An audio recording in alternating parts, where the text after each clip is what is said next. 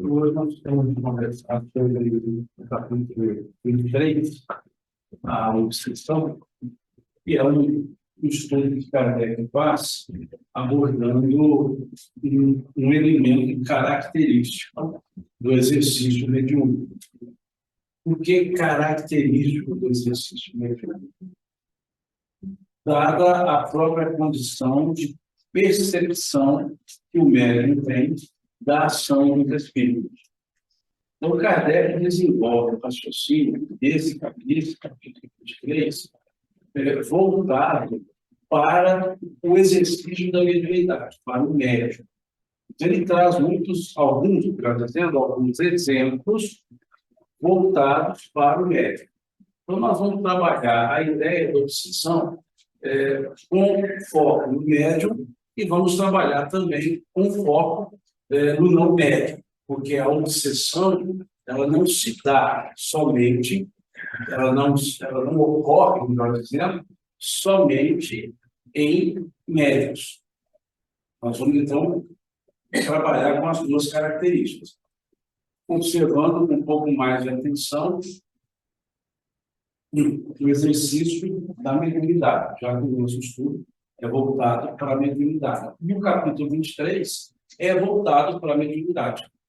Kardec coloca ali, né? Depois que ele analisa a influência do meio, a ação dos exercícios, ele vai trabalhar a obsessão colocando-a como um dos elementos advindos do exercício da mediunidade. Ele até dá a obsessão um qualificativo, ele diz assim, dentre os escolhos do exercício prático da mediunidade do espiritismo, tem-se a obsessão. Então, o que ele chama de exercício prático? O exercício mediúnico. E ele chama a obsessão de escolho. O que é escolho? Escolho é o detrito. Quando você fala, vamos apurar o escolho, ou seja, você vai trabalhar com um objeto e o que sobra ali de detrito é o escolho. Ou seja, é aquilo, em tese, não útil para a finalidade daquele objeto.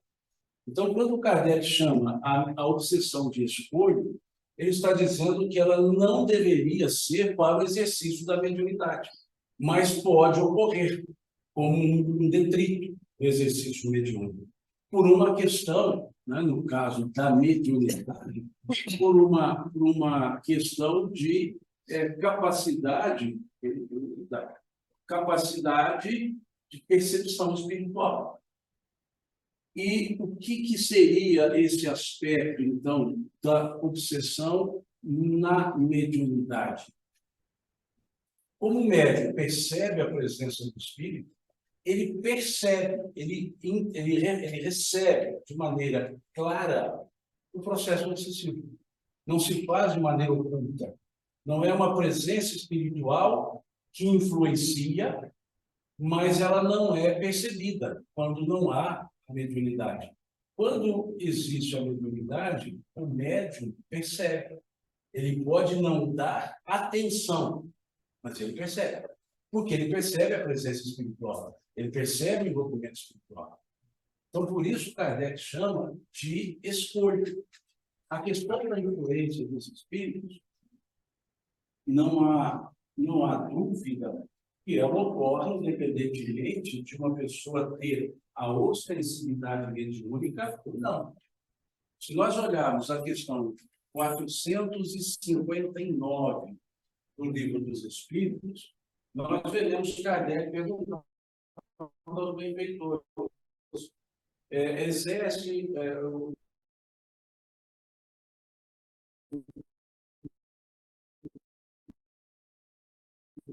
os espíritos exercem influências marginais.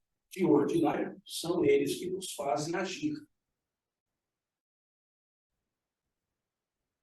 Em outras traduções, são eles que nos dirigem. Os espíritos, no nosso pensamento, e na nossa ação. A pergunta não foi somente no pensamento. Se também eles influenciam no nosso. E disseram de ordinário, ou seja, em regra, eles vos dirigem em algumas traduções, eles vos fazem agir em outras. Esse eles vos fazem agir, ele é mais aplicável ao texto francês. Eles vos fazem agir.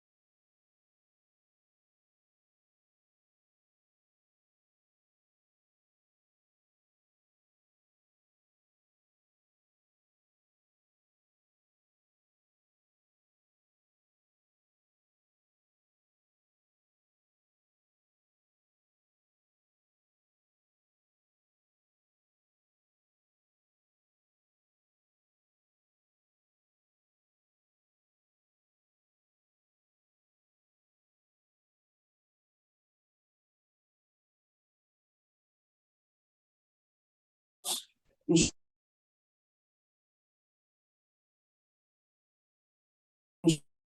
convidemos. Não são eles a existe entre essa situação e esta, existe uma questão de ressonância. Por isso eu disse aqui em uma das reuniões que dei o exemplo aqui das ondas de rádio.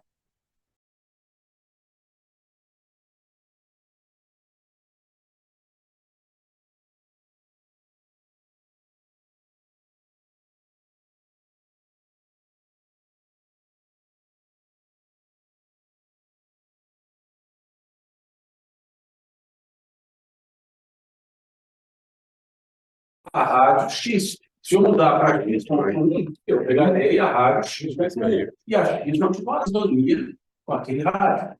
Então, a questão da ressonância são combinações de ondas. Então, quando os espíritos disseram, a pergunta é se nós podemos afastar a influência que os maus espíritos exercem sobre nós. E eles disseram que sim, e dizem, porque nós, pois, vós o chamais pelos pensamentos ou atrair pelo sentimento. Então, é um processo em que nós estamos convidando. E na questão 469, Kardec pergunta, como se pode neutralizar a influência que os maus espíritos exercem sobre nós? Veja, aqui ele pergunta se exercem, como afastar, e aqui ele pergunta como neutralizar. E eles dizem que também pode neutralizar, e ele diz assim, colocando toda a vossa confiança em Deus, como significa colocar fé, colocando toda a vossa confiança em Deus e fazendo todo o bem que lhe for possível. Então, eles dizem, olha, como que eu neutralizo essa influência dos maus espíritos? Praticando toda a confiança em Deus.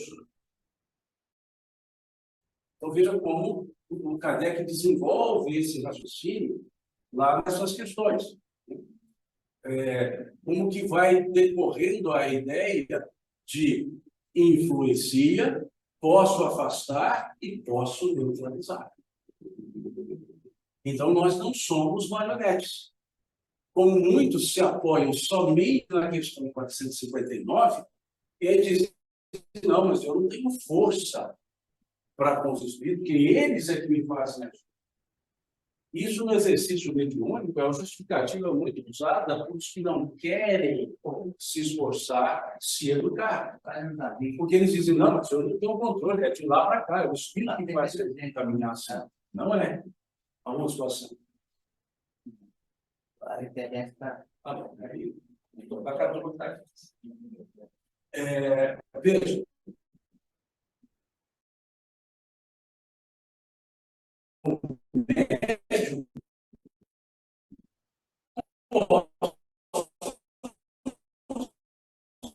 sim, como eu estou. Então, a influência é uma residualidade, por eu não trabalhar com essas questões. Daí, lembram, quando nós estudamos, falamos, comentamos, que nós não estamos estudando capítulo a capítulo. Quando nós comentamos no capítulo 20, que fala da influência moral dos médios. E é justamente aqui, ó, o elemento da influência para os médios que vai atuar com os espíritos. Ok? Então, isso aqui depende de ser médium ou não, de ter ostensividade mediúnica ou não. E ter moral não também. Sim, influencia, né? O nível depende do moral, o nível. Agora, a influência vai acontecer dependendo do nível. Porque, veja, se a pessoa tem um forte trabalho no meio, não por obrigação, por envolvimento, não há uma influência. Por quê? Não haverá a ressonância. Então, a ideia, nesse caso, é daqui para lá. De lá para cá. Aquela forma determina o nível de influência que eu estou aberto a receber. Porque, sendo médium, essas percepções são mais ostensivas também. Então, por isso, considerando isso tudo, quando há o exercício, ou seja, a ostensividade mediúnica, pode ocorrer um aspecto obsessivo. Ou seja, essa influência ao espírito, porque aqui também somos influenciados pelos bons, tanto que essas duas perguntas, Kardec se refere aos maus. Pode se afastar a influência dos maus espíritos, ou neutralizar a influência dos maus espíritos. Os bons ninguém quer neutralizar, pelo contrário. Mas aqui a influência dos bons tem a mesma lógica. Eu os atraio pelo pensamento, eu os chamo pelo pensamento, eu os atraio pelo sentimento. Eu também, desenvolvendo isso, eu tenho fixação deles comigo. Ok. E na mediunidade, então, a ostensibilidade abre uma porta maior para esse aspecto. Não da influência em si, mas da percepção dela. Porque a intensidade da influência independe se é médium ou não. A diferença é que o médium tem condição de saber. Kardec até traz um exemplo interessante, bem trivial. Ele diz assim, imaginemos que uma pessoa fale mal a seu respeito. E sempre fica falando mal, fica aviltando a sua personalidade para os outros e tudo mais. Você está sabendo disso. Mas, ou você não está nem... Você está percebendo que as pessoas não estão te olhando bem. Mas você não está sabendo que essa está falando mal. Essa pessoa pega a minha mão, e diz, essa pessoa, então, envia uma correspondência para a pessoa e diz tudo que ela fala mal, e diz, sou eu que estou falando. Ela passou a saber. E ela sabe, então, com quem que ela vai lidar. Ela sabe com quem que ela tem que conversar. Ela sabe com quem ela precisa esclarecer. Porque a pessoa se identificou. Então, Kardec usa esse exemplo para dizer, essas influências, não sendo médium, não sabe quem vai influenciar. O médium vai saber. Por quê? Porque é como se, ele usa o exemplo da escrita, porque Kardec estava estudando o aspecto psicográfico. À época dos seus estudos, a psicofonia não era um elemento mais praticado como hoje é. Era mais a psicografia. Então, vocês vão observar que no texto do capítulo 23, ele sempre faz alusão ao elemento psicográfico. Então, ele diz, a diferença é que o médium agora está sabendo que está falando mal dele, que está fazendo mal a ele. E ele pode identificar quem é o espírito. Essa é a diferença que ele traz. Então, em vez de ser um problema causado pela mediunidade, é um escolho do exercício, mas permitindo saber quem. Ou seja, eu já sei com quem eu lido. Eu já sei o que está acontecendo. Tranquilo até aqui? Bom, e aí, então, por uma questão didática, Kardec propõe para o aspecto obsessivo 3 gradações. Não são as únicas, ele não se refere a outras, mas ele diz, dentre as obsessões, 3 elementos, 3 gradações seriam interessantes observar. Então, significa que pode ter gradações outras, mas ele escolheu essas 3, que ele chamou de obsessão simples, ou simples obsessão. Ele chamou a outra gradação de fascinação, e chamou a outra gradação de subjugação, mostrando as características dela. E no estudo que ele faz, levando à condição do médium. E no capítulo 23, ele está tratando da obsessão no aspecto dos reflexos dela no exercício mediúnico. Mas nós podemos fazer a derivação e perceber os reflexos dela fora do exercício mediúnico. Então, o que seria a obsessão simples? Ou simples obsessão?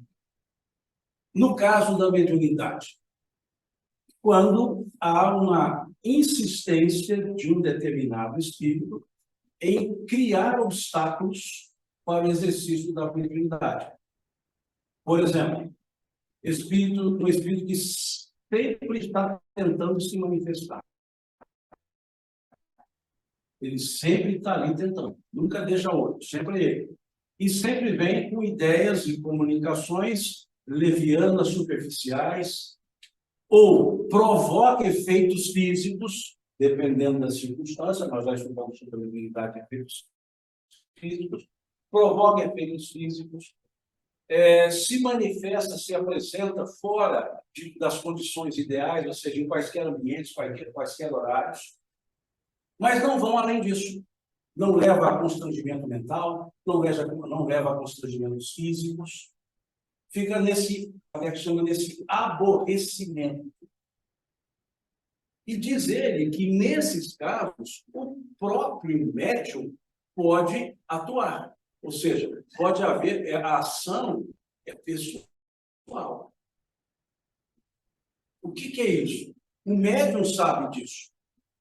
Ele sabe que esse espírito é pertinente, impertinente, perspicaz. Ele sabe que esse espírito está ali para incomodar. Então, o médium por si, diz Kardec, vai aprender a cansar esse espírito. E como cansá-lo? Não dando ouvidos. Faz isso, não faz? Fala assim, não fala? Deixa quieto. O espírito tenta gerar uma agressividade, uma resposta agressiva do médium, desenvolve a paciência. Então, ele diz, aqui é uma questão da ação do espírito. Muda esse foco de pensamento. Ignora as sugestões. Se está fazendo fotografia, dizer que há essa influência, para. Dizer, para. Deixa de praticar por um tempo. Ou seja, até que haja por parte do espírito a percepção que essa pessoa não é sugestionável. Ela não aceita a sugestão. É como se uma pessoa está lá sempre dando palpite. Faz assim, você vai ignorando a pessoa, vai ignorando. Até o momento que você se afastou dela. Então, aqui, por isso ele chama de obsessão simples, ele diz assim, não gera, palavras dele, não gera perigo para o exercício da mediunidade, perigo para o médium, o exercício da mediunidade. E diz ele que vez outra isso sempre vai acontecer. Vez outra sempre estou ruim. Que vez outra isso vai acontecer, porque se é vez outra não pode ser sempre, né? Vez outra isso vai acontecer. Em determinados momentos pode existir um espírito que fique ali atuando, sabe? É o médium e trabalhando com isso.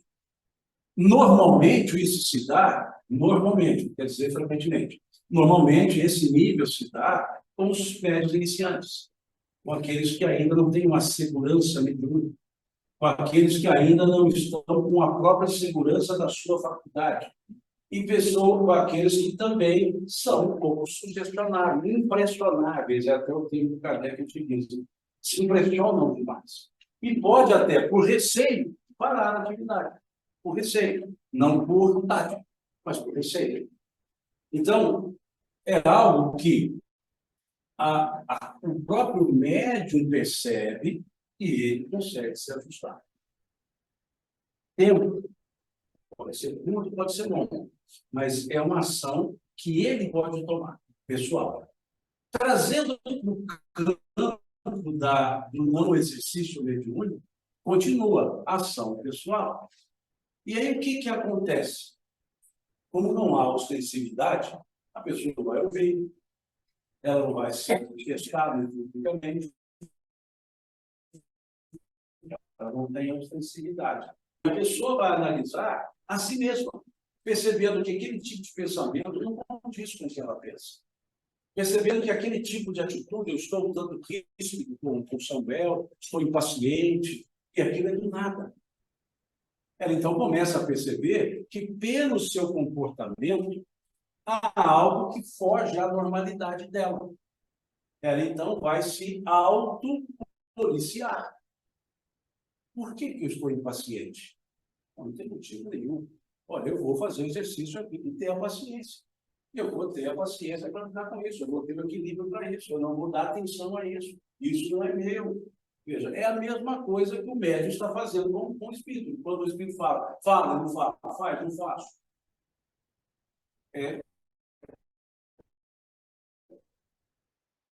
A questão é um ponto que eu trago, não é.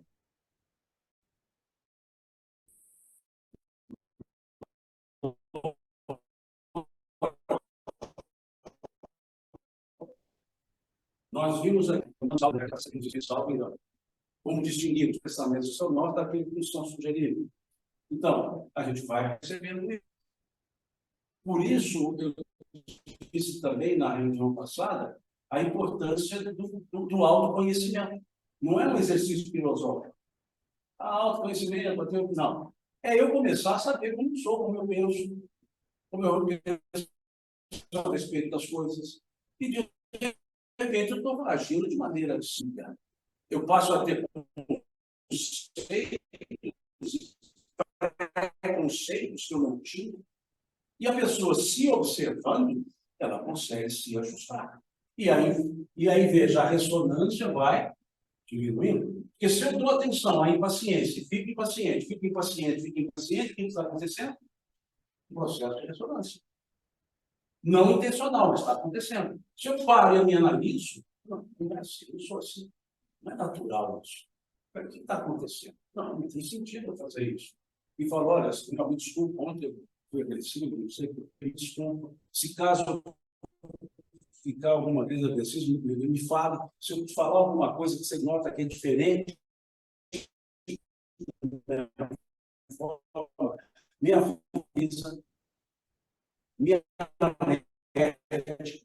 veja, eu estou trabalhando no baile, porque não está tendo efeito de atração. Então, por isso Kardec chamou de simples obsessão. Ela não vai ainda atuar no campo mental efetivo. Não vai haver mudança de caráter, pode haver mudança de comportamento, mas o caráter não. Não vai haver um processo de afetação física, que é esse nível. Então, no exercício mediúnico, isso aqui é presente. Algumas vezes, ou boa parte de vezes, principalmente no início do exercício mediúnico. Daí vejam, como eu disse em outras reuniões, que não se convida uma pessoa para a reunião mediúnica só porque ela tem uma possessividade. É preciso ter todo esse trabalho educativo para lidar com essas circunstâncias que não chegaram, que podem acontecer. Então, veja, como que uma pessoa é convidada a exercer? Ah, vem para o trabalho mediúnico, porque você tem potencial. Tá legal. Eu tenho potencial, assim, para lidar sei lá, com sangue. Nem por isso eu me levar para a sala cirúrgica para fazer cirurgia. Eu preciso passar por todo um processo de formação. Não é porque eu tenho esse potencial, não é porque eu sei lidar com isso, não é porque eu sei conversar com as pessoas, entender as pessoas e orientar as pessoas que eu posso exercer a cirurgia.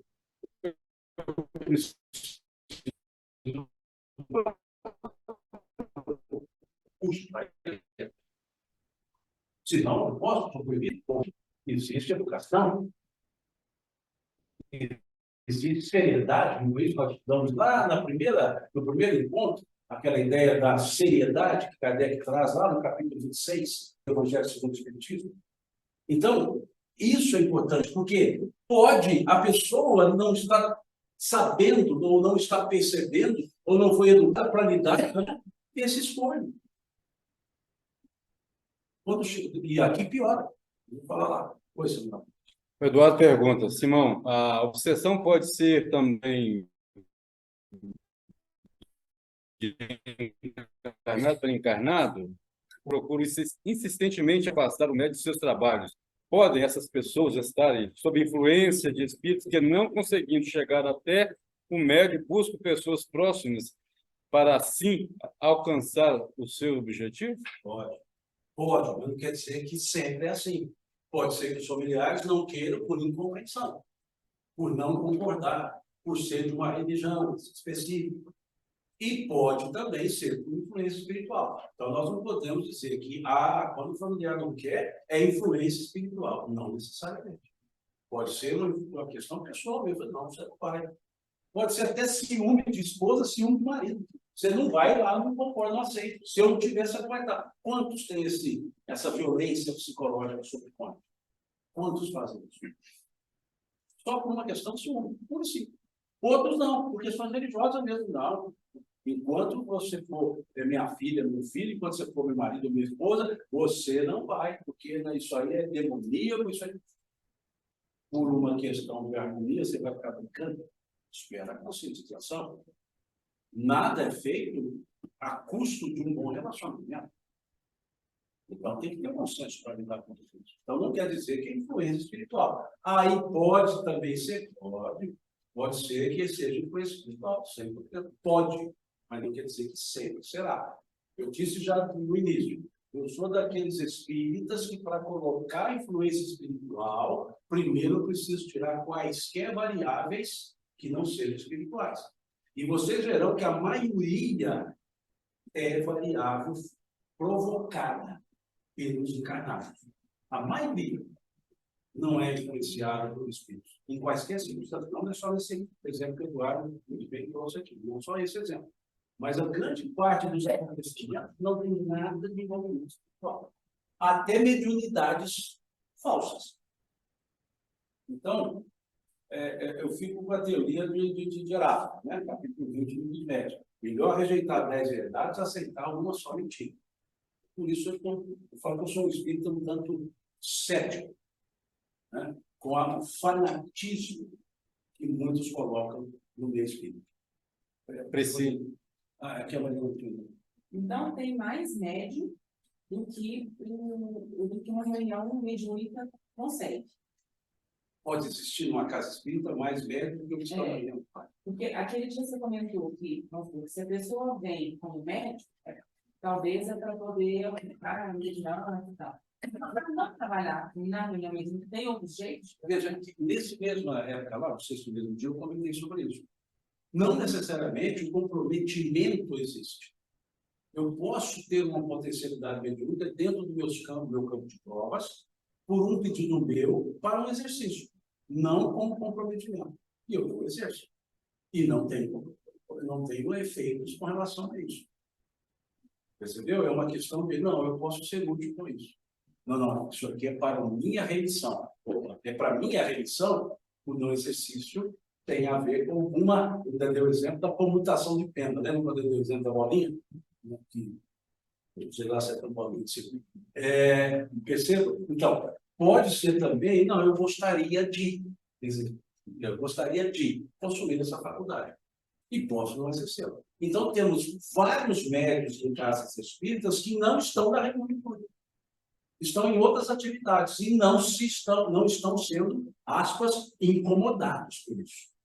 E há outros cujo comprometimento faz com que a pessoa se ligue efetivamente a uma reunião.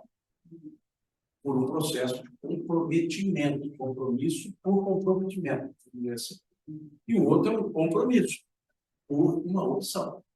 Então, aqui na casa dele, nós temos vários médicos que estão aqui na aplicação de passes, estão na evangelização, estão aqui na sopa, são médicos ostensivos, mas que não exercem a faculdade nessa forma, ostensiva. E não tem nenhuma complicação por isso. Tem nada de errado. Não tem nada de errado nisso. Só um pouquinho, porque aqui tinha uma outra pergunta. Priscila, qual a melhor forma de uma pessoa tentar se livrar, entre aspas, de um obsessor, mesmo que não tendo atribuições mediúnicas? Mudar a forma de pensamento, praticar o bem, pôr a confiança em Deus, está aqui, questão 467, 469. Agora, tem muitos elementos. Por exemplo, praticar o bem. Então eu vou conseguir fazer sopa. Não necessariamente. Tem tantas outras formas que você tem de praticar o bem. E quantas pessoas praticam o bem aqui no diálogo fraterno, ouvindo as outras? É um exercício de doação. Você está dando de si para algo.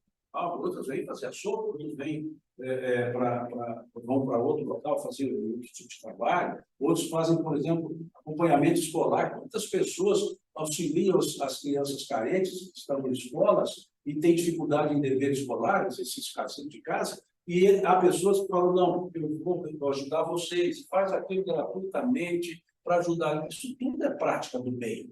A gente não pode circunscrever a uma prática assim, casa espírita, tem que fazer sopa, ou fazer agasalho, costura, ou quentinha. Não, peraí, isso são algumas práticas. Existem várias outras. Você ser útil em várias causas, em vários segmentos. Na sua área profissional, quantas vezes você faz para o autônomo diversas atividades? Você faz isso para quê? Porque você se envolveu com aquilo ali e vai atender para o autônomo. Quantas pessoas fazem mutirão para construir casa para os outros? E aí, isso é pro bono. Ou seja, tudo que você faz pro bono é um bem que você está promovendo. Você não está fazendo por um benefício. Você não está fazendo para receber uma gratidão. Você não está fazendo para receber um dinheiro. Você não está fazendo para receber um reconhecimento, para receber uma medalha. Você está fazendo pro bono, ou seja, em benefício de alguém. É isso que você está fazendo. Então, isso é prática do bem. E não se pratica o bem sem sentir o bem. Então, é uma mudança interna. Lembra da frase de Leon Denis, que tem aqui, capítulo 24, do livro do professor do Explicador? Quando os meus atos são bons e os meus pensamentos são maus, existe uma falsa aparência do bem. Então, isso não é fazer o bem. Estou fazendo por obrigação. Se eu não fizer, vão achar que eu estou simples, eu assado, então eu tenho que fazer. Agora, não. Há pessoas que se envolvem. Quantas pessoas vão cuidar de crianças? Pessoas falam assim, olha, eu sei que você trabalha, pode deixar, eu vou para a sua casa, eu cuido das suas crianças. E nem conhece o vizinho ali. Não, deixa aqui comigo. Quantas pessoas fazem esse tipo de atividade? Então, fazendo bem, gente, é muito amplo. O que é circunscrito é a vontade de fazer o bem.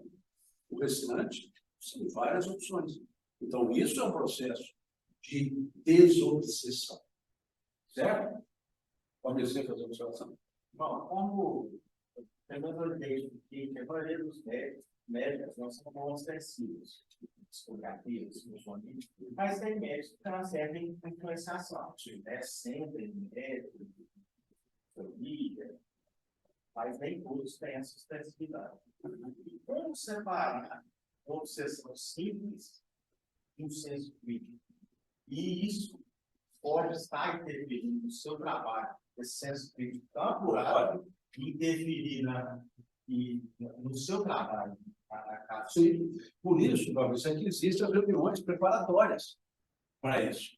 Porque o que você está colocando é perfeito. Como separar o meu crivo? Então, meu exemplo, sou um cético, tá? E ali, como é que eu vou separar? Não, isso não é meu. Não, hoje eu conversei sobre esse assunto com o fulano de tal. Beleza, vai fazendo isso. Agora, as reuniões prévias, como que eu chamo de prévias? Aquilo que eu falei foi na última semana. Na última semana. Né? Os tipos de reuniões, você tem uma que é para isso, para deixar acontecer, depois a gente avalia.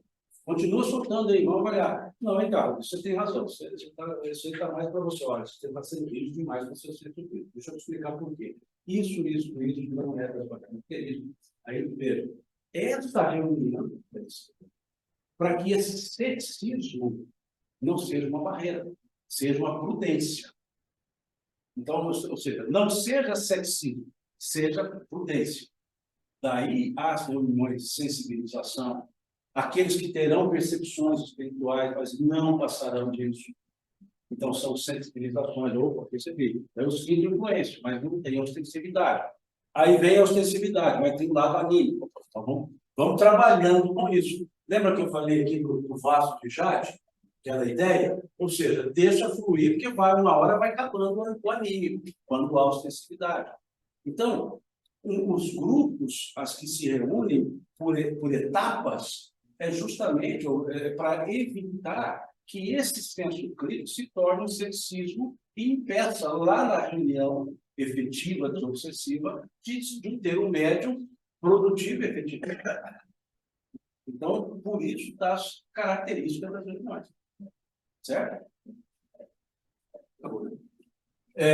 Fascinação já é um segundo ponto. Que Kardec já coloca que aqui começa a gerar um certo perigo. A própria palavra já mostra isso. O que é uma pessoa, senso comum, fascinada? É uma pessoa que está encantada com algo e não usou o senso crítico. Ela se fascinou por isso. Não usou o senso crítico. Na mediunidade, isso aqui é muito forte quando acontece. Por quê? O médium não se dá conta que ele está fascinado. Aqui ele fala, tem alguma coisa errada. Aqui ele fala, está tudo certo. E as manifestações que chegam, por mais absurdas que possam ser, o médium não aceita como crítica dizer que aquela comunicação não é correta, ela é absurda. Comunicações completamente sem sentido. Então, o médium vai se tornando fascinado. Ele passa a acreditar piamente, não usa mais o senso crítico, e tudo que por ele vem é verdade. Por mais absurdo que possa parecer, por mais contraditório que possa parecer. Ele não tem mais um controle racional sobre as suas próprias comunicações. É o oposto do que o Fabrício colocou, ele perde o senso crítico. E aí é aquele médium joguete dos espíritos. E ele se afasta daqueles que comentarem algo diferente. Não tem a censura. Ele não é censura bem a palavra, mas falta o senso crítico. Ele não tem uma autocrítica. E se alguém assim tentar, ele se afasta. Ele isola as pessoas. Ele passa a viver naquele mundo. Recebe os elogios dos espíritos. Acredita nos elogios. Começa a achar que é infalível na produção do mundo. E isso, gente, infelizmente, tem muito. Fora da reunião mediúnica, há uma dominação mental desse espírito. Kardec traz alguns exemplos, mas ele traz aqui 2 deles. De um homem, ele até diz assim, de não muito boa aparência, né, que toda vez que via uma determinada mulher, ele se ajoelhava e pedia em casamento, contra a vontade dele, mesmo ele não conhecendo aquela pessoa. Mas era só passar perto e ele se ajoelhava e pedia em casamento. Por quê? Domínio mental. Um outro que ajoelhava e ficava beijando o chão em quaisquer lugares. E dizia ele que sentia uma vontade tão grande que ele não conseguia resistir. Fascinado. Era necessário. E aí vem, como é que você parar uma fascinação de um processo, sei lá, de uma neurose? Não tem um fascinômetro que você vai falar. Porque na fascinação as pessoas podem desenvolver toques. Não, se eu pisar nesse quadrinho aqui sem saltar vai morrer alguém da minha família. E isso pode ser confundido com toque. Que nada tem a ver com a fascinação. Mas a fascinação também pode gerar esse tipo de comportamento. Porque a pessoa perde o senso da realidade lógica e passa a criar uma realidade aparente. Isso não é simples. Não é mais só uma ação pessoal para sair desse processo. Oi. É muito que você falou, a gente pode se semelhar com alguns sintomas de alguns políticos. Sim, isso é semelha. E como que é possível também fazer esse tipo de diferenciação? Às vezes a pessoa procura, por exemplo, um psiquiatra. Ele nada entende de expertise, nunca foi para essa linha. E às vezes é uma obsessão. A pessoa trata do medicamento no momento. Sim, e se caso for um processo desobsessivo, ela vai continuar tomando os medicamentos, sem problema nenhum, e com o processo acontecendo, desobsessivo, ela vai se melhorar. E melhorando, provavelmente, o psiquiatra suspeita do medicamento. Então, não precisamos atuar nesse campo, tranquilamente. Continua o tratamento com todos os medicamentos e segue o tratamento espiritual. Acontecerá, sendo espiritual, acontecerá uma melhora. Será percebido e será, então, redirecionado o tratamento para o médico. Então, não precisamos atuar no campo médico. Né? E até eu disse isso aqui em uma reunião, eu repito. Se você chegar numa casa espírita e disserem para você, para de tomar remédio, deixa que nós tomamos conta, está tudo errado. Troca de casa. Porque não é isso que é a orientação. Então, não há problema. Ah, mas se ela não for, então, num processo obsessivo, vai ficar sempre assim. Pode ficar sempre assim. Pode ficar. Pode atenuar algumas coisas? Pode. Não? Entra no estado de torpor, por exemplo, atenua algumas coisas, mas a causa continua lá, na influência espiritual. Agora, não existe uma condição de você determinar claramente isso. Ah, mas eu sou médico, eu sei que é assim. Não é bem assim, porque pode haver uma justaposição de uma influência espiritual com algo patológico e só potencializou. Então, por isso, não é uma coisa que você detecta para separar. Você detecta para cuidar, mas não faz essa separação. Deixa acontecer os tratamentos sem problema. 3 perguntas aqui do Eduardo. Como devemos agir com um médium que recebe comunicações de mistificação de espírito? Esse processo de mistificação de espírito seria a principal causa de fascinação? Como podemos ajudar esse irmão que passa por esse tipo de mistificação de espírito? Esse é o efeito, não é a causa. A mistificação do espírito não é a causa da fascinação. É o efeito da fascinação. O espírito dominou o campo mental daquele médium. Agora, a causa sempre vai estar no elemento aqui de personalidade. Um espírito, uma pessoa que se fascina, via de regra, é uma pessoa prepotente. É uma pessoa vaidosa, é uma pessoa mais orgulhosa. Por quê? Utilizou-se as características que a pessoa tem. Percebeu? Eu não posso ser influenciado numa personalidade que eu não tenho pendores para tanto. E aí, essa pessoa simplesmente, até Kardec traz esse exemplo, e o Espírito responde: não, porque eu encontrei uma pessoa que gosta muito de ser evidência, e eu só ajudei a ficar evidente. Veja, então existe ali, a causa sempre é a pessoa, a personalidade da pessoa, o pensamento, o sentimento. Ah, mas essa pessoa, Kardec traz isso também lá, são perguntas feitas ao Espírito, no final do capítulo 23. Vocês veem lá, são algumas perguntas feitas ao Espírito. E uma delas está lá isso. Existem pessoas boas que estão fascinadas, ele diz: você conhece a aparência, você conhece o interior. Essa pessoa tão boa que cuida de todos não traz um orgulho. Esse orgulho é a causa da fascinação. Não traz ali uma vaidade escondida.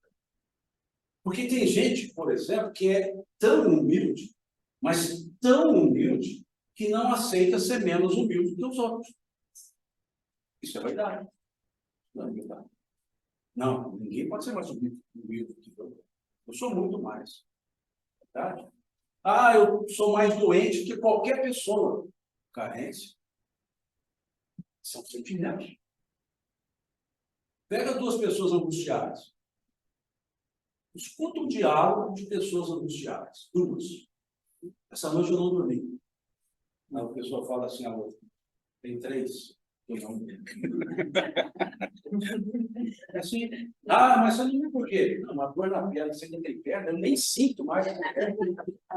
Chega num ponto que uma fala assim: eu não vi, para ver se não tem saída.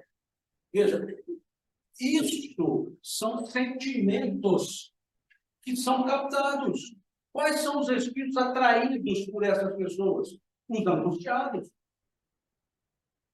Quais são os atraídos pela orgulhosa? Os orgulhosos. É muito simples isso. Então, não confundamos o efeito com a causa. A causa é sempre a pessoa. Existem fatores. Capítulo 20, sei lá, pode dar uma olhada no verso 21, 20. É 21, se não me engano, ou 22. Influência do meio, ou 20 não é. Influência do meio. Até faz um estudo só sobre isso. Influência do meio. Dá para olhar aí. Capítulo 20. Isso. Influência moral do médico. 24. Capítulo 21. Influência do meio. Influência do meio. Capítulo 21. Então, veja. O meio gera fatores contributivos, mas não causas determinantes. Isso aqui no nosso meio mesmo. Né? Veja, aquele assalto que teve lá ali no 74 no Rio. Qual foi a causa? O rapaz que assaltou foi uma sobrevivente da chacina da Candelária. Sabe? Então foi lá. Só que teve mais sobreviventes. Não só eu. Um dos outros sobreviventes, o que Fernandes, se não me engano o sobrenome dele, ele criou uma instituição, que era também, estava lá, era também estava era adolescente. Ele, com o acontecimento, ele se envolveu e criou uma instituição para cuidar das pessoas em situação de rua. E era sobrevivente, tal qual o rapaz, que estava em cima da laje, do ponto de ônibus, e não foi alvejado. Agora, é a influência do meio? Não. É um fator contributivo com uma decisão pessoal. Violência gera violência como fator contributivo, sim. Miséria para a violência como fator contributivo, sim. Porque os miseráveis não são violentos. Falta de acesso à educação gera violência como fator contributivo, sim, porque muitos analfabetos não são violentos e muitas pessoas altamente letradas são violentas. E aí vem falta de política pública, fator contributivo, sim. Agora, causa determinante é sempre a pessoa. É sempre ela. No processo obsessivo, é a mesma coisa. Causa determinante. O meio influencia como um fator, mas a pessoa cede ou não cede à influência. Então, em quaisquer processos, é ali. Então, sim, no aspecto de esse médium está fascinado, sim. Que sempre tem lá a comunicação mistificada, e ele não acredita na mistificação? Não, isso aqui não é correto. O Espírito está falando aqui é corretíssimo. Opa, está fascinado. Ele fala, não, eu também desconfio, eu estou sentindo que não é legal. Opa.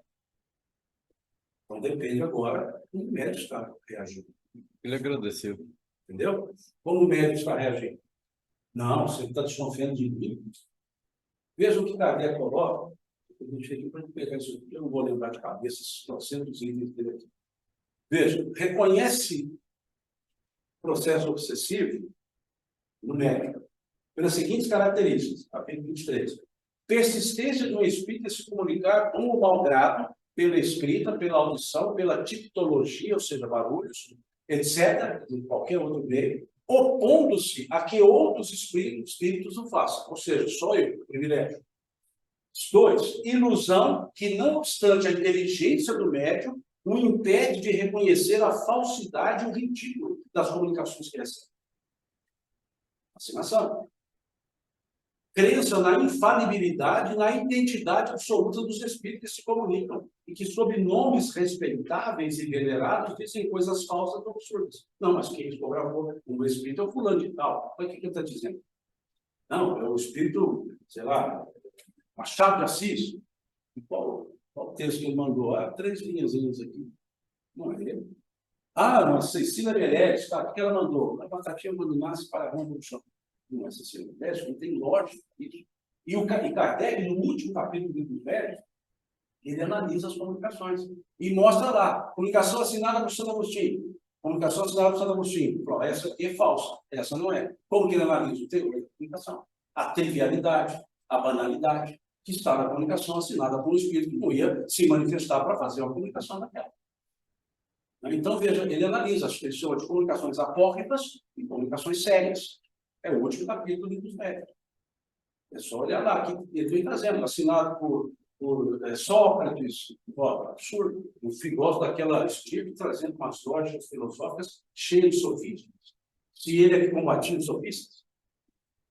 Veja, ele combatia os sofistas e a comunicação é cheia de sofismas. Que lógica é essa? Então, são análises feitas. E aí ele diz aqui, terceira, quarta, né? Confiança do médium nos elogios que ele dispensa aos espíritos, que por ele se comunicam. 5. Disposição para se afastar das pessoas que podem emitir opiniões aproveitáveis. Ou seja, não quer que ela disse nada mesmo. Já é um indício do processo obsessivo. Tomar a mal a crítica das comunicações que recebe. Necessidade incessante e inoportuna, aqui no Tratado da Psicografia, de escrever. Constrangimento físico qualquer, dominando-lhe a vontade e forçando a agir, a falar a seu malgrado. Vou chegar lá. Rumores e desordens persistentes ao redor do médico, sendo ele tudo a causa ou objeto, ou seja, movimentações físicas, efeitos físicos. Ele traz aqui 9 itens para indicar esse momento obsessivo. Essa aqui, diz Kardec, é a mais difícil de lidar. Embora seja grau 2, é mais fácil cuidar dela, é menos difícil cuidar dessa do que dessa. Porque essa há uma refratariedade no obsediado. Ele não concorda. Está obsediado. Ele não aceita. Porque a ideia de Kardec seria, então, o esclarecimento dessa pessoa. E depois do espírito. Porque pode ser mais um processo mediúnico. Então, o próprio médium, ele precisa ser convencido que ele está errado nas análises. Agora, ele pode ser refratário. O que Kardec fala no final da história? Não conseguiu? Deixa que uma hora acorda. Uma hora ele é abandonado. Principalmente se aquele que está atuando, o espírito, é um desafeto dele. Ou seja, eu consegui meu intento. Coloquei essa pessoa no ridículo. É uma pessoa que não tem credibilidade mais. Tá bom. Então, já consegui meu intento. Pode abandonar. Ninguém. E não é um processo que vai automaticamente aqui. Começa aqui. E caminha para cá. Então, por isso a gradação. Eu acordei fascinado. Não, tem todo um processo que vem. Tem um processo de autoconhecimento que foi trabalhado, e a coisa foi fluindo, e chegou aqui. Magnetização ajuda em parte, Iscariote. O que é a magnetização que ele fala? Passa. Porque o problema aqui, ele não está subjugado. Ele está aceitando e gostando do que está acontecendo. Vamos trazer para o campo do vício. É fácil você tirar uma pessoa do vício? Se ela não quiser? Não. E essa pessoa que está viciada, ela não cria todos os sofismas, todas as desculpas possíveis para multiplicar o serviço? Ela não diz assim, não, quando eu quiser eu paro. Não, não estava fazendo mal, se tivesse eu tinha parado. Não é assim que ela fala. Essa pessoa não é um processo obsessivo necessariamente, mas essa pessoa está fascinada com o vício. Porque ela criou a dependência ali. Então, veja, é simples lidar com a pessoa que seja quaisquer níveis de vícios, quaisquer tipos de vícios. É fácil você lidar com essa pessoa? Não. Se ela disser, eu não quero, alguém vai conseguir fazer ela deixar de querer? Não. Aqui. Você não vai resolver o vício falando para o mundo que não pode vender um cigarro por aquela pessoa. Alguém vai vender. Então não adianta só isso. Você tem que chamar aquela pessoa e conversar com ela. Ela tem que entender que há algo danoso a ela. Ela tem que entender que ela não tem controle sobre isso. Aliás, não é um dos primeiros passos, lá dos 12 passos, os processos, digamos, desviciantes, a consciência que eu sou mais fraco para aquele vício. E daí vem o outro, que é afastar-se. Depois vem o outro, que é estabelecer metas curtas. Você nunca vai ver um processo de atendimento a um vício, dizendo assim, não, então você fala para você mesmo, nunca mais eu faço isso. Não. Eu digo assim, diga para você, hoje eu não farei isso. Hoje eu não usarei isso. Hoje. Amanhã é outro dia, hoje. Aí chega amanhã, você acorda e fala, hoje não farei. Depois de manhã você acorda e fala, hoje. Por quê? Porque eu estou divisando o período. Quando é nunca, eu não enxergo. Não sei quando. Então, veja, tem todo um processo. E acha que no processo do obsessivo, basta eu lidar com o espírito. Por isso é que eu pondero algumas vezes, algumas práticas que não atuam aqui na pessoa, só atuam com o espírito. Não, eu vou expulsar o espírito. E daí? O problema não está no espírito, está em quem atrai. Quem atrai não está sendo trabalhado. Então, um processo obsessivo não é tirar o espírito, é tirar a causa. Não é simplesmente falar, vamos expulsar. Jesus nos deu o exemplo da casa habitada por 7 espíritos e que dela foram expulsos. E saindo da casa, olhando para trás, viu a casa adornada e vazia. E eles disseram, vamos voltar para casa e traremos conosco mais 7 espíritos. Fala que Jesus estava aqui, o que é isso? Adianta tirar e deixar a casa vazia, não ocupada com nada útil? Volta. Então, o processo aqui é um esclarecimento. E pode entrar no processo para sim, mas se não houver isso aqui, é difícil. Pode lidar com o espírito? Pode. Mas se não lidar aqui, não vai resolver. Ele havia perguntado sobre obsessão de pessoas encarnadas para encarnadas, pode também. E de encarnado para desencarnado, pode também. A obsessão é a ação pertinaz de um espírito sobre outro. Então, pode ter obsessão minha para com desencarnado? Pode. Eu grudo no pé dele. Você me deixou, você podia me deixar, estou aqui sofrendo sua causa, agora você foi embora. Eu posso criar um processo obsessivo. Eu se chamo esse espírito. É diferente, estou triste.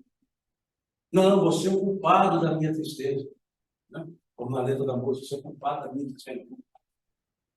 Estou obsediado. Posso obsediar de encarnado para encarnado? Posso. Pode obsediar de desencarnado para encarnado? Pode. De desencarnado para desencarnado? Pode. Isso pode acontecer com criança? Pode. Mas é um processo muito simples, porque é um espírito. Mas aí fazer esse trabalho é mais difícil, né? Aqui é, Do bem. mas aí você vai trabalhando com ela. Olha, né, nesse mundo do seu pensamento, conversa com ela dormindo. Você está lá no livro Temas da Vida e da Morte, do Manuel Flamengo Miranda, o diálogo do sonho. Que aí você está falando com o espírito, efetivamente, desdobrado. Tem algumas sugestões para esse tipo de entendimento. É como hoje não é que é o nome deles. 17. Temas da vida e da morte, do Manuel Flamengo Miranda, fotografia de Paulo. Beleza. Ontem, o pessoal me falou assim, eu cheguei, você está com o rostinho cansado, já amanheceu de cansado, nossa, a noite inteira, minha filha tem um ano e pouquinho, ela fica, não quis dormir, fica apontando ali, vai. Eu falei, não, beleza. Eu vou levar no médico, beleza. A hora que ela dormir, faz papel de bobo esse seminário. Como assim? Conversa com ela. Dormindo, ela te escuta mais, fala assim, Felipe, você dormir, não se preocupa, não tem nada aqui para te atrapalhar. Se você está vendo coisas, fica tranquilo. Pode falar, vai ter um ano e meio, mas pode falar, não se preocupa não. Se ela acordar, não vai diferença também. Os maiores, você não dá voz. Pronto, né?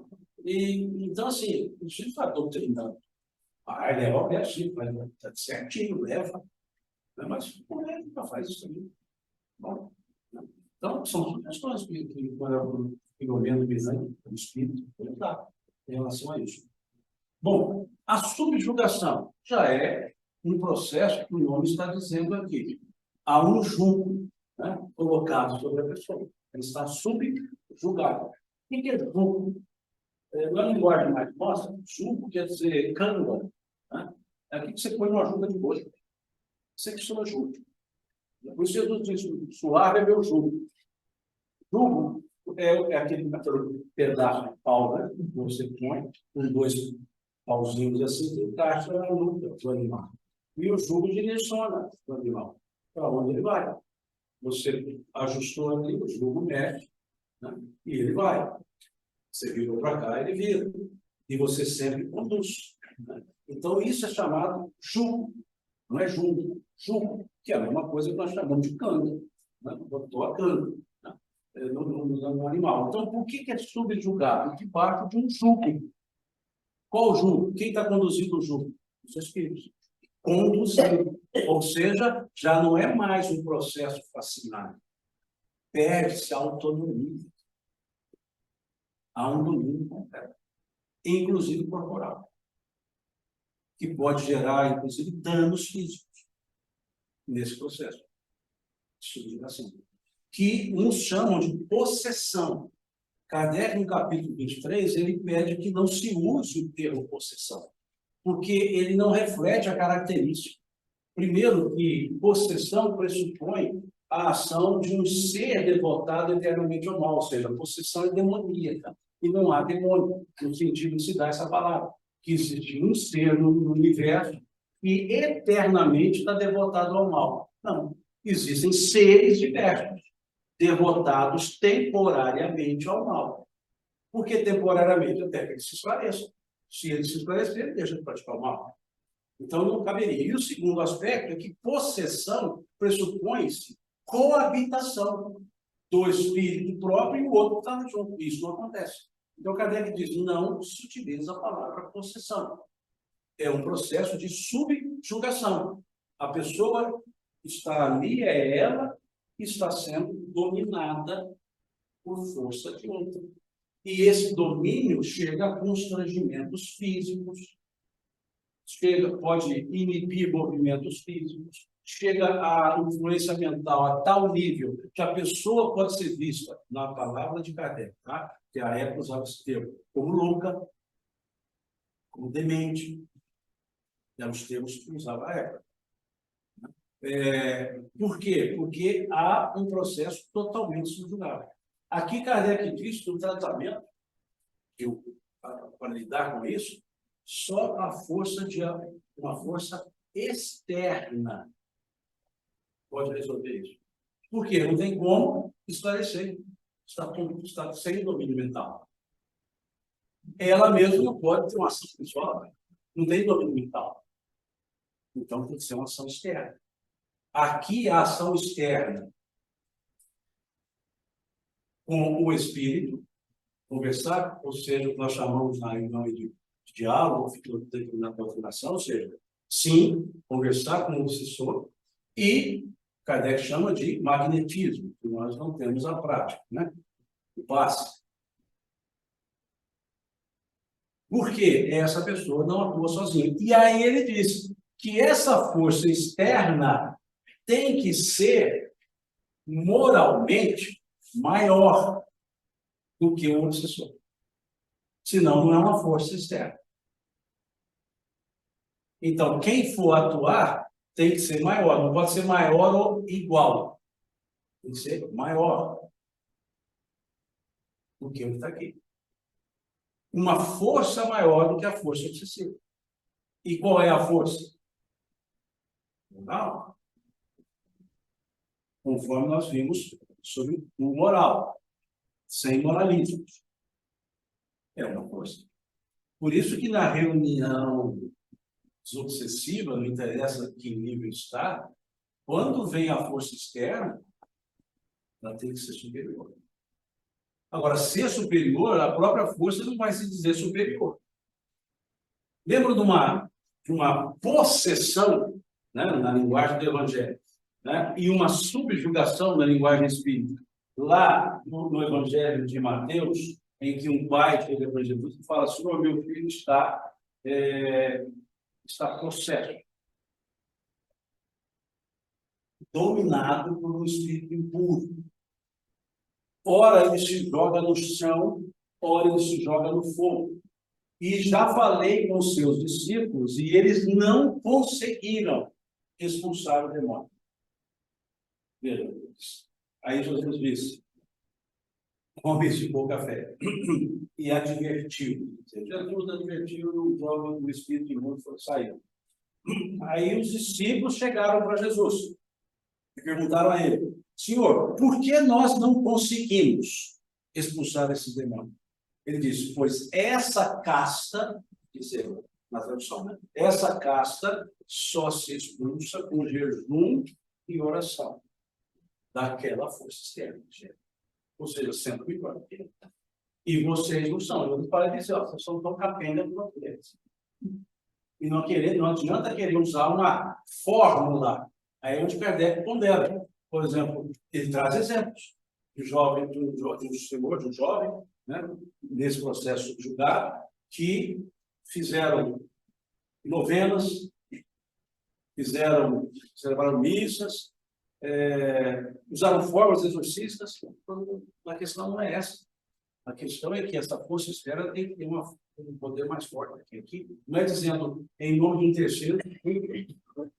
Nós temos outro caso lá, capítulo 19, o Ato dos Apóstolos, né? O exorcista ambulante, e eis que dois exorcistas ambulantes, sabendo, né, sabendo disso, que aqui não estava o processo, disseram: em nome de Jesus, a quem Paulo prega, sai desse homem. E o espírito imundo, mirando para ele, disse: Jesus nós conhecemos, Paulo sabemos quem é, e vós, quem sois? E avançando sobre eles, os dois, né, maltrataram, e eles ficaram nus e fugiram. Ou seja, o espírito está dizendo: olha, esses dois que você citou, eu respeito. Agora, vocês são para trabalhar comigo. Jesus nós conhecemos, Paulo sabemos quem é, e vós, quem sois? Então é preciso haver isso. Agora, eu disse isso em outras reuniões. Essa força moral não é moralista, não. É a pessoa reconhecer que, embora falha, embora tenha as suas dificuldades, embora ela tenha as suas lutas, embora ela tropece, ela quer ajudar. E está tentando mostrar que há algo prejudicial à pessoa e àquele próprio espírito. Ela está sendo sincera. Olha, eu talvez errasse como você está errando. Talvez eu vingaria do jeito que você está querendo. Mas eu posso te falar estando de fora, mesmo tendo a índole muito próxima à sua, ou até pior, mas olhando de fora, não está correto o que você está fazendo. Você está se prejudicando também. Veja, eu estou reconhecendo que eu não sou lá.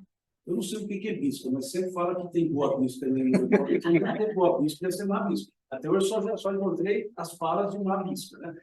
Eu não sou lá boa bispa, mesmo não sendo.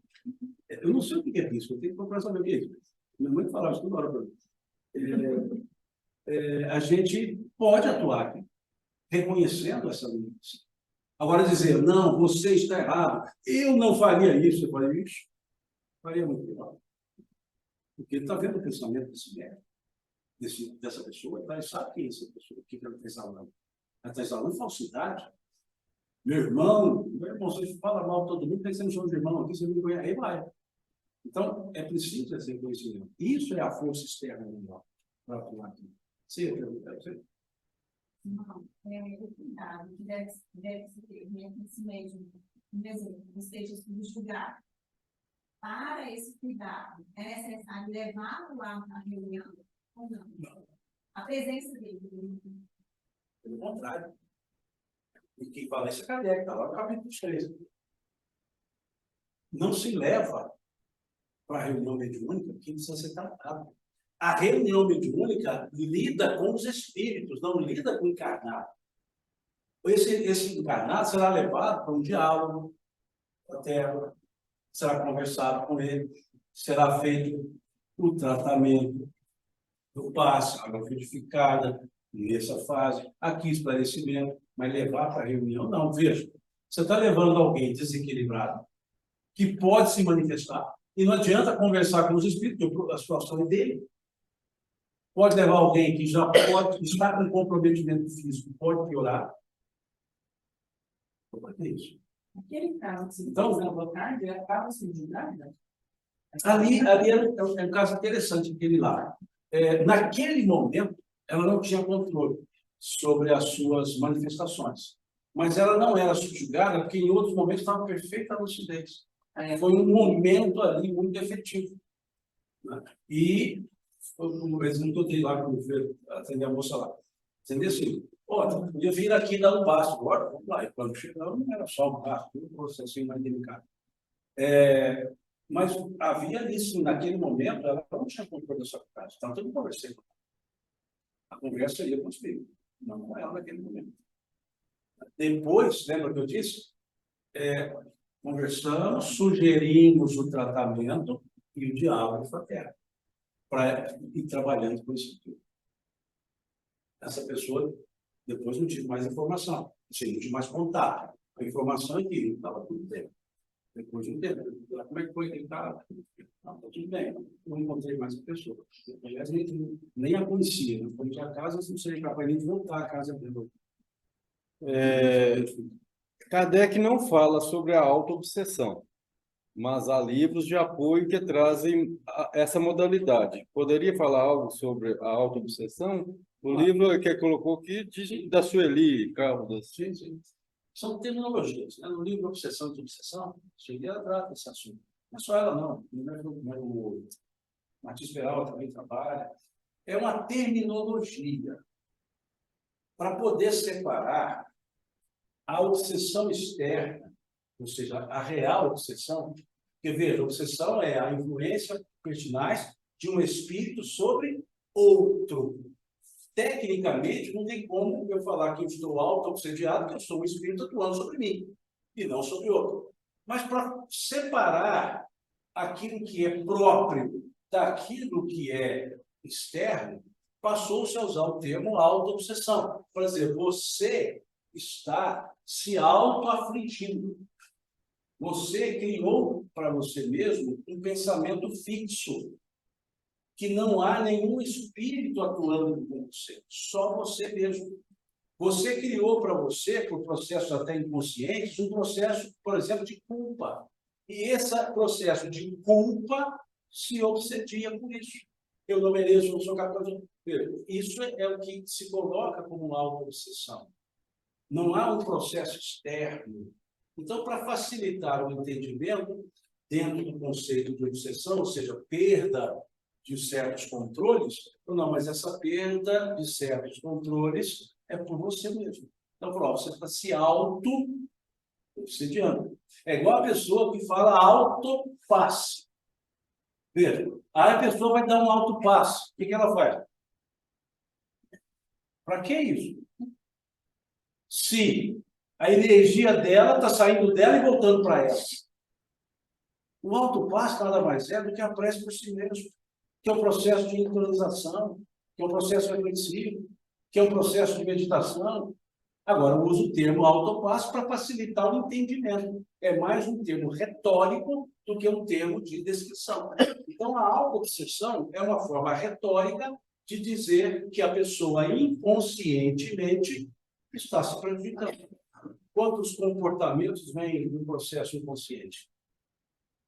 O toque pode ser um processo inconsciente e não obsessivo, como disse antes. Então, para uma didática, digamos, mais expressiva, usou o termo auto-obsessão. Mas, tecnicamente, não há como um espírito agir sobre mim, sendo esse espírito eu mesmo. Porque a obsessão é de um espírito sobre outro. E eu não sou outro, eu sou eu. Então, eu estou me obsediando. É igual dizer assim, estou me flagelando. Sim, autoflagelação. Eu estou batendo em mim. Ou seja, eu estou fixando em mim pensamentos diversos, deletérios, que estão me prejudicando. Há um outro processo, isso é uma característica. Uma outra característica da autoobsessão. Aí eu sugiro que vocês leiam, se tiverem conseguido, 2 livros.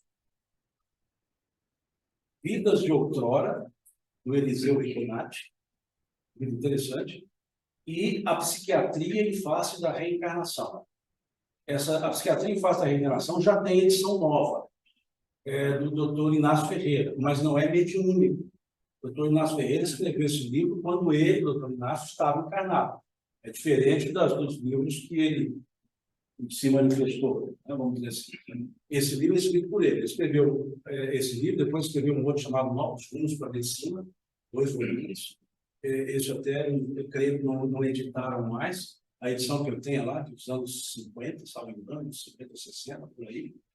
E A Psiquiatria em Face da Reencarnação. Esses 2 livros, Vidas de Outrora, do Eliseu Rigonati, A Psiquiatria em Face da Reencarnação, ele mostra processos auto-obsessivos, inconscientes absolutos, que levaram, esse livro do Dr. Inácio, por exemplo, ele relata os casos que levaram as pessoas foram levadas ao hospital psiquiátrico de Uberaba, só espírita.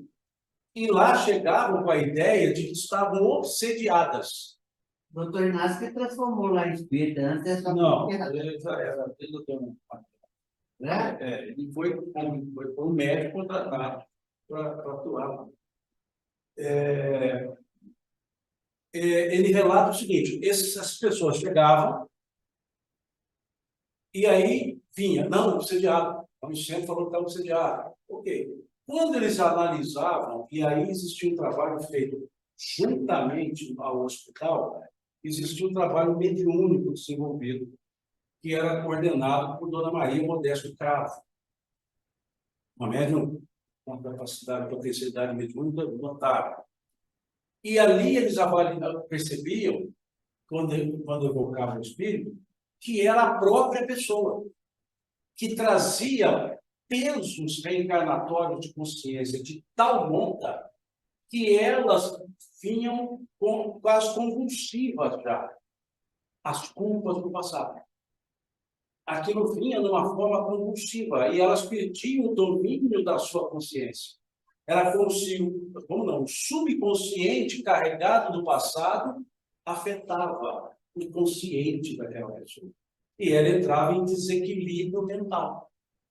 Mas não por uma influência de espírito, por influência dela mesma, mas em função daquilo que a gente passa a chamar de fulcros reencarnatórios. Fulcros reencarnatórios que afetavam aquela estrutura consciente. Então, ele mostrou nesse livro vários casos e contou o que aconteceu. Que o espírito vinha e dizia: olha, é isso que aconteceu, eu carrego essa culpa. Explicava para o próprio espírito, ou seja, manifestação de uma pessoa encarnada, e ali começavam os processos de melhoramento daquelas pessoas. Por esclarecimento a ela, mas em estado desdobrado, trazida por esse grupo em estados evocativos, que não é qualquer grupo que desenvolve um trabalho de evocação. Tem que estar muito bem preparado para isso. Kardec trabalha no capítulo só sobre evocação. Por isso, Emmanuel e André Luiz não sugerem a evocação, não proíbem, mas eles não sugerem, porque percebem que há uma possibilidade de engano muito maior. Dentro daquela ideia lá que o Espírito coloca, ela evoca uma pedra e ela falará. Então, pode, muitas vezes, o grupo está fascinado, o grupo inteiro, num processo fascinado, e a invocação ser prejudicial. Mas é um processo de tratamento, a invocação. A gente usava bastante, mas André Luiz e Emmanuel sugerem evitar isso. Não porque é perigoso, porque é questão de preparo mesmo, não é qualquer grupo que vai trabalhar com isso. A maturidade tem que ser muito grande. Então, veja, era um processo de auto-obsessão, inconscientemente. E no livro Vida de Outrora, ele faz a mesma coisa, só que não dos casos clínicos. Ele pega um caso e consegue fazer um trabalho de regressão de memória do próprio espírito e apresenta a história deles. E muitas vezes ele localiza encarnações distantes, o fato que gerou aquele comportamento atual, e não necessariamente na última encarnação. Então é interessante, chama Vidas de Outrora, do Ribonatti, que é um escritor muito sério, e o doutor Inácio também escreveu livros interessantes das suas experiências no hospital psiquiátrico de Uberaba. Certo? Então, nesse sentido, é também uma auto-obsessão. Tá? Não sei se clareou para o... Sim, ele agradeceu. A Priscila pergunta que nós vamos ter outros estudos, outros encontros? Não sei. Bom, a proposta para isso era isso. Né? Só para fechar aqui, já está dando horário. Ficou claro isso aqui? As pessoas que não são médicas, eles têm que existir uma sequência. Vacinas, para vacinar as caras de substituição. As pessoas que não são médicas, ela pode sair da obsessão simples direto para a substituição. Ela não percebe a mudança. Pode acontecer. Porque vem um outro aspecto, aqui eu vou resumir numa palavra só, didaticamente, vocês não encontrarão isso, irmão, mas só para facilitar o entendimento. Débito. Se não houver débito, não haverá processo obsessivo. Porque o processo obsessivo, veja, é ressonância. Esse débito pode ser direto, ou seja, direto com o obsessor, pode. E ele pode ser, puro e simples, um débito que afetou a estrutura da lei de Deus. Não necessariamente a mim. Eu trago uma culpabilidade, eu trago esse potencial, eu trago essa índole por esse processo aqui, ó, de ressonância, que eu trago. O espírito. É fácil entender, pega o encarnado. Não existe encarnado assim que eu doidinho para fazer o mal. Não pode dar chance para ele. Mas por que você bateu naquela pessoa? Não vontade, estava lá, deu vontade. Não, porque ela olhou para mim meio diferente, eu fui lá. Não tem pessoas assim? Não tem pessoa que você passou, você podia bater no fulano para mim, não pode deixar. Vou lá e bato. Ele nem pergunta quem é, não conhece. Não é assim? Existe espírito simplesmente para me deu vontade, a pessoa estava aberta para isso. O Senhor foi lá. Ele me chamou. Chamou como? Não deve. Que traz ali, todos nós temos esses processinhos. Um fez mal para o outro. Não, porque eu vi que ele fez mal para uma pessoa lá no passado, essa pessoa é muito mole, não quis vingar, e eu vou vingar para ela. Tomei as dores dela. Porque ela não deve. Então, a gente precisa sempre trabalhar que a obsessão, a causa. Não. Dentro desse tema de obsessão, essa obsessão pode levar assim, a pessoa a cometer o suicídio, a obsessão ser grande, assim, a ponto de levar a pessoa a cometer o suicídio. E aí, a pessoa que comete suicídio, como que é depois dessa? Boa pergunta. Questão 957 do Livro dos Espíritos. Quais são, em geral, as consequências para o espírito? Quais são, em geral, para o espírito, as consequências do suicídio? A resposta é maior. Eles respondem assim: as consequências são diversas e sempre em conformidade com as circunstâncias do fato. Ou seja, as consequências não são iguais. Eles dizem: o suicida nunca se afastará de uma só consequência: a decepção de se ver vivo. Ou seja, eu queria acabar comigo, não acabei. Só isso. As demais são sempre relativas às causas que geraram.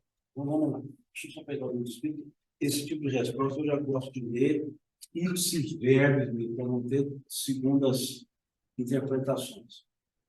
É a última pergunta do capítulo que trata do suicídio. São 957. Quais são, em geral, para o espírito, as consequências do suicídio? As consequências do suicídio são muito diversas. Não há apenas fixadas. E, em todos os casos, são sempre relativas às causas que provocaram. Mas uma consequência a qual o suicida não pode fugir é da decepção ou desapontamento de se ver vivo. De resto, a sorte não é a mesma para todos. Depende sempre das circunstâncias. Alguns espiam a falta imediatamente, outros em uma nova existência, que poderá ser pior do que aquela cujo curso interrompeu. Então, depende das circunstâncias.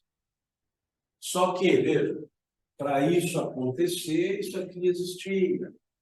Veja, há um conjunto de situações.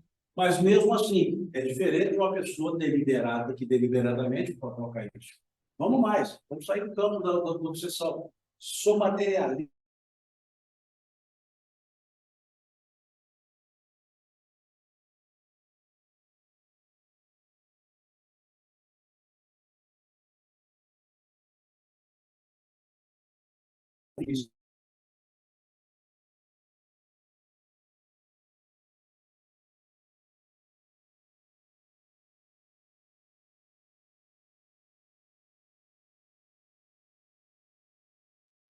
Vai sofrer?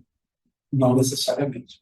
Depende das circunstâncias. É a resposta que a Kardec dá. Fez uma resposta pequena que explica muito sobre o suicídio. E aí vem as pessoas e trazem uma informação sobre o suicídio que não é correta e deixa em desespero o familiar que está aqui. E assim, o tempo, ele, digamos assim, ele encontra a luz, ele demora para encontrar. Não necessariamente. Pode não demorar. Pode não demorar. Pode demorar. Depende das circunstâncias. Né? Isso não é resposta evasiva, não. É porque realmente depende das circunstâncias.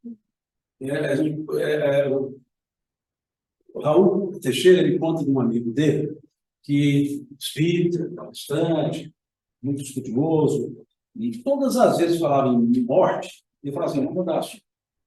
Ah, fulano morreu, fulano, vamos mudar de assunto. Para negócio de morte, não, porque é isso. Até o dia que o falou: Flávio, por que você tem medo de morrer? Você é espírita, altamente consciente, sabe dessa questão de imortalidade? Porque toda vez que fala em morte, você perde mudar de assunto. Por que esse medo da morte? Não, não tem medo da morte.